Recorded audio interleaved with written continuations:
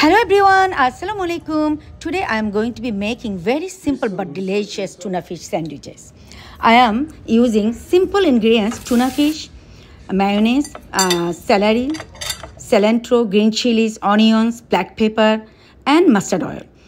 I mixed everything together. You can use any kind of bread. My family loved it a lot, especially my daughter. You should definitely try them.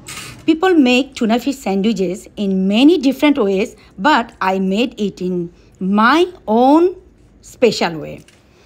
আমি আসলে tuna fish sandwich কখনো বাসায় করে দেখিনি, বানাইনি কখনো।